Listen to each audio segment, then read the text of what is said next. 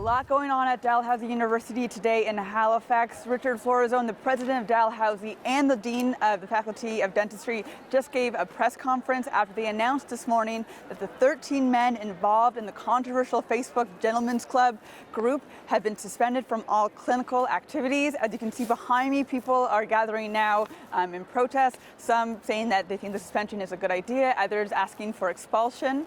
Now the school says that this behavior came down to professional standards, which is part of their academic requirements, and that's why the suspension was put in place. They haven't ruled out more severe consequences, but they have to go through the policies, they have to untangle these and try to figure out if a longer suspension or even expulsion is required.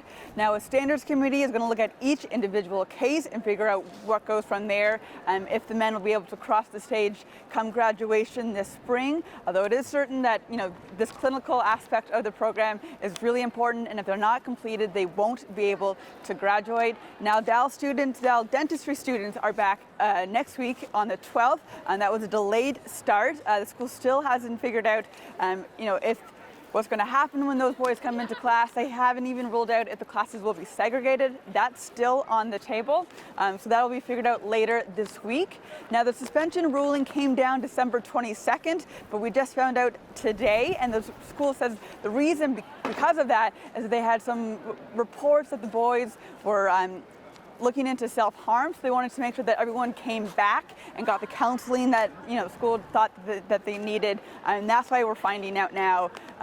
Still it's a case that people won't let go, and they're still watching very closely. Catherine Tunney, CBC News, Halifax.